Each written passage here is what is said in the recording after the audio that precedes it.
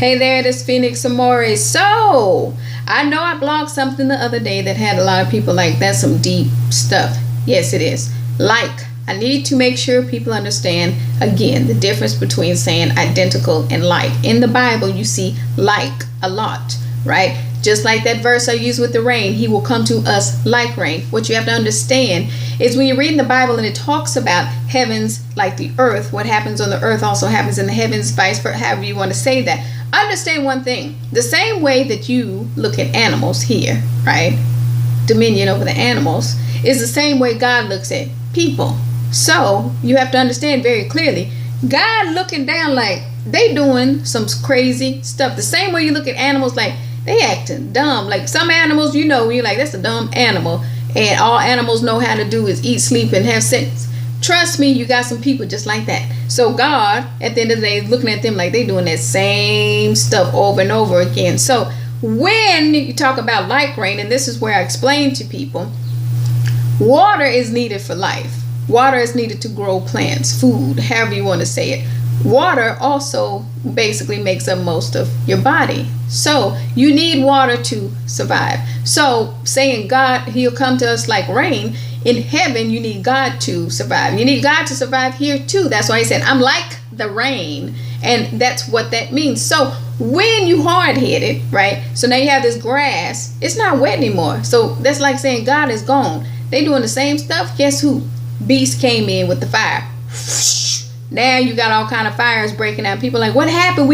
Because when I talked about the veil breaking, that's it. So when somebody says that's counterintuitive, no, that's called strategy. When you talk about spiritual warfare, that grass right there, and all that is, when I talk about God moving out the way, I say no protection. If that grass has still been wet with that rain, that beast wouldn't be able to cause as much havoc. That's very key. Remember what I just said. So all in all, when I talk about God looking at people like animals, that's where the astrology comes into play, right? When you talk about Aries, the ram, okay, Leo, the lion, all these things that people now finally get where they're going, wow, that's because that's God's blueprint for a person, your birth chart. When you see things like God knew you before you knew you, your birth chart, your fate, your destiny, all these things that's God like. When you go, these are the things that you're meant to try to accomplish, right, in that life, right?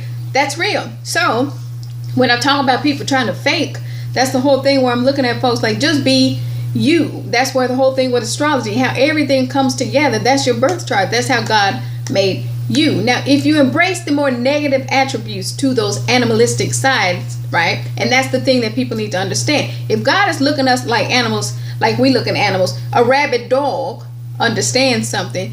A lot of times you have to put the dog down because otherwise it's going to keep hurting people. So that's, again, it's the symbolism that you have to pay attention to. Don't get it twisted. When God said we made man like in our image, that's real. You're not identical. That's key. So all this stuff, when I talk about that wisdom, when I talk about that conversation and all this stuff that came to me when my head was killing me and I had to process all this knowledge and wisdom that came, this is where I can look back and say to people like, yeah, y'all got set up. Now the key, again, because you'll read the Bible and say, well, it says God's angels, all the angels were made by God. Understand when Lucifer with his lying self got kicked out of heaven and God said, you go down there.